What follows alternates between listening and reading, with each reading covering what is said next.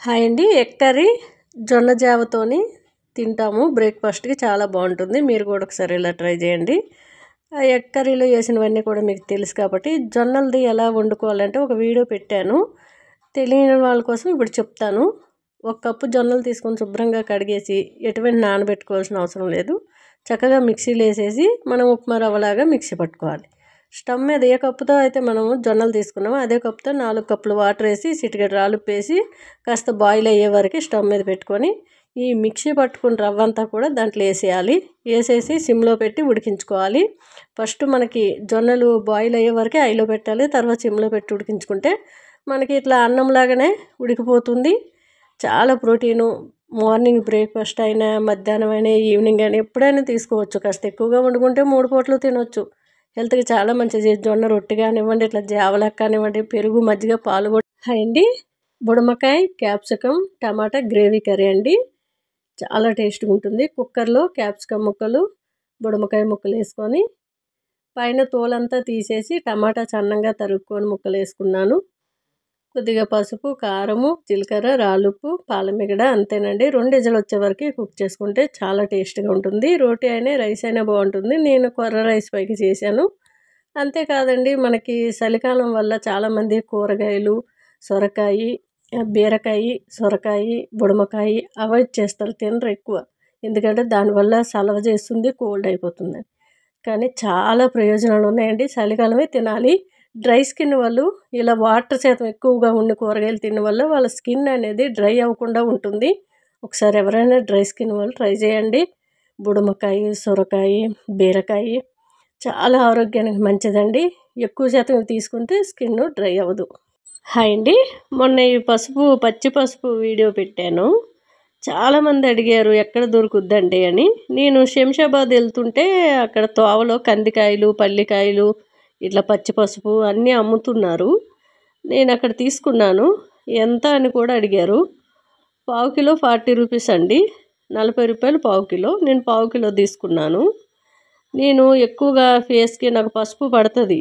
ఫేస్కి కానీ ఏదైనా పూజలు అయ్యేటప్పుడు కాళ్ళకి కానీ ఈ పసుపు అనేది చిన్న చిన్న ముక్కలుగా తరిగి ఇంట్లోనే నీళ్ళలోనే ఆరబెట్టుకొని మిక్సీలో పౌడర్ చేసి అయితే నేను పెట్టుకుంటాను. నాకు వస్తుంది, మంచిగా ఉంటుంది. కానీ పసుపు అందరికీ పడదండి.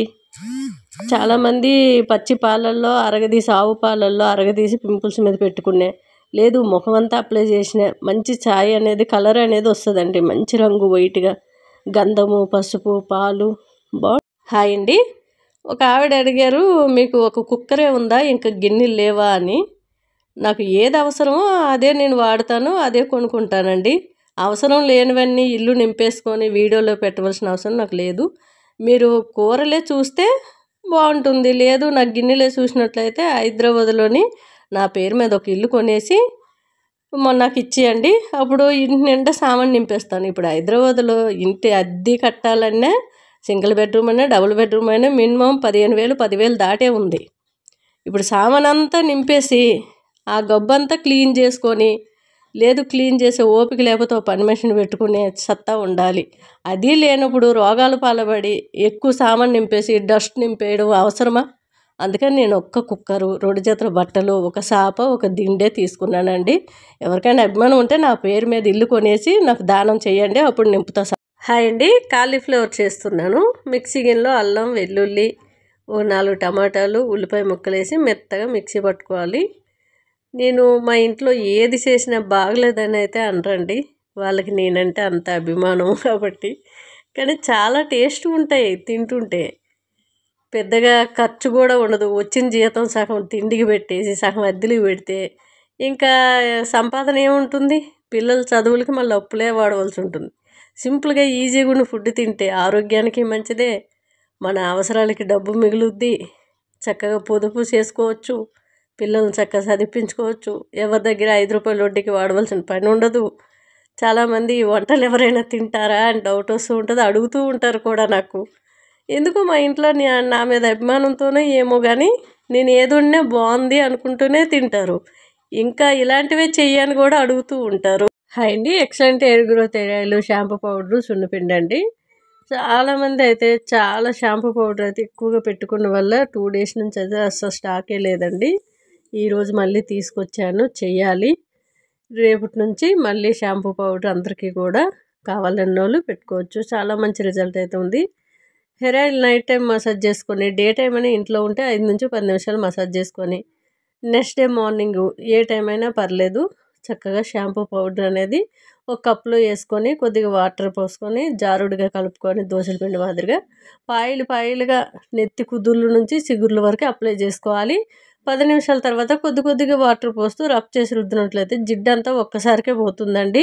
2 టైమ్స్ పోయవలసిన అవసరం కూడా లేదు. మంచి రిజల్ట్ ఉంది, మంచి రీగ్రోత్ ఉంది, డాండ్రఫ్ తీసేస్తుంది. మనకి కెమికల్ లేని షాంపూలు యూజ్ చేసినట్లయితే నెత్తి చక్కగా వైట్ హెయిర్ రాకుండా ఉంటుంది, ఎటువంటి హెడేకులు ఉండవండి. హాయ్ అండి, చికెన్తో కొర్ర రైస్ చేస్తున్నా. కొర్రలు కుక్కర్లో కాస్త పాలమేగడ, జీలకర్ర, ఉల్లిపాయ ముక్కలు, పచ్చిమిర్చి ముక్కలు వేసి బాగా వేపుకున్న తర్వాత అల్లం వెల్లుల్లి దంచుకొని వేసుకోవాలి. బోన్లెస్ చికెన్ అయితే ఒక కప్పుడు తీసుకున్నాను.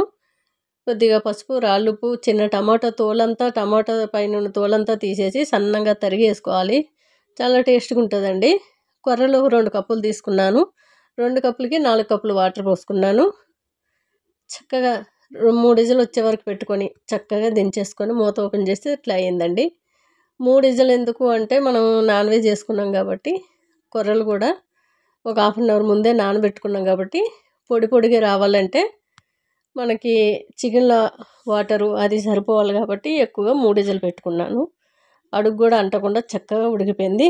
కింద దించిన తర్వాత కాస్త కొత్తిమీర, నిమ్మరసం యాడ్ చేసుకుంటే సూపర్ టేస్ట్ ఉందండి. మనకి డైట్లో ఉన్నా లేకపోయినా ఇలాంటిది రోజులో ఒక్క పూట తీసుకున్నా బాగుంటుంది. హాయ్ అండి, ఫిష్ తలకాయలు, తోకలు గ్రేవీ చేస్తున్నాను. కళాయిలో మెంతులు, ధనియాలు, జీలకర్ర, మిరియాలు వేసి పౌడర్ చేసుకోవాలి. మిక్సీ గిన్నెలో ఎల్లుల్లిపాయలు, అల్లము, కాస్త ఉల్లిపాయ ముక్కలు, టమాటా తోలు తీసినవి టమాటా వేసుకొని మిక్సీ పట్టుకోవాలి. అదే గిన్నెలో కాస్త పాలమేగడ, జీలకర్ర వేసి కాసేపు వేపుకున్న తర్వాత ఈ మిక్సీ పట్టిందంతా కూడా వేసుకోవాలి. కొద్దిగా పసుపు, రాళ్ళుప్పు వేసుకోవాలి. తర్వాత మనకి ఫిష్ తలకాయల్లోని కొంచెం పసుపు, కారము, రాళ్ళుప్పు వేసుకున్నాను ఫస్ట్. ఈ గ్రేవీకి సరిపడగా వేసుకుంటే సరిపోతుంది. 2 పచ్చిమిర్చిలు వేసుకున్నాను. కాస్త కొత్తిమీర వేసి ఓ 10 నిమిషాలు ఉడికించుకుంటే సరిపోతుంది. త్వరగా ఉడికిపోతాయి ఫిష్. ఇంకా మీకు ఫ్రై ఫిష్లు మీకు డౌట్ రావచ్చు, ఎందుకంటే తలకాయ తోక పులుసు పెట్టారు కదా, మరి మధ్యలో ముక్కలు ఏం చేస్తారని. అట్లా ఓవెన్లో పెట్టుకొని ఇంట్లో తింటారండి. ఎప్పటిదప్పుడే ఓవెన్లో పెట్టేసుకొని ఇట్లా పాలమేగడతోని చక్కగా చాలా టేస్ట్గా ఉంటాయండి. ఒకసారి ట్రై. హాయ్ అండి, టమాటా ఆలు కర్రీ చేస్తున్నా చపాతీ పైకి. మనకి టమాటా తోలు అనేది త్వరగా అరగదు కాబట్టి ఇలా చాకుతో తీసుకున్నా, లేదంటే వేడి నీళ్ళలో కాసేపు ఉడికించి పైన తోలు తీసుకుంటే చాలా బాగా గ్రేవీ కూడా బాగుంటుంది, మనకి ఈజీగా అరిగిపోతుంది. కుక్కర్లో టమాటా పొట్టు తీసి సన్నంగా తరుక్కున్న ముక్కలు వేసుకున్నాను. ఆలు, కొద్దిగా రాళ్ళుప్పు, పసుపు, కారము, ఉల్లిపాయ ముక్కలు, పాలమేగడ, కరివేపాకు, 1 గ్లాస్ వాటర్ వేసుకున్నాను. 2 విజిల్ వచ్చే వరకు కుక్ చేసుకుంటే సరిపోతుంది. చక్కగా మనకి చపాతీ పైకైనా రైస్ మీదకైనా చాలా బాగుంటుంది. నేనైతే చపాతీ పైకి చేశాను, చాలా బాగుంటుంది. గ్రేవీ మనకు చిక్కగా వస్తుంది. లాస్ట్లో కొత్తిమీర వేసుకుంటే టేస్ట్ అయితే మామూలుగా లేదండి. ఎప్పుడైనా సరే టమాటా పైన ఉన్న తోలు తీసేయడమే మంచిది. పిల్లలే కానీ ఎవరు తిన్నా సరే అరగదు, చాలా లేట్గా అరుగుద్ది. ఇది బెస్ట్.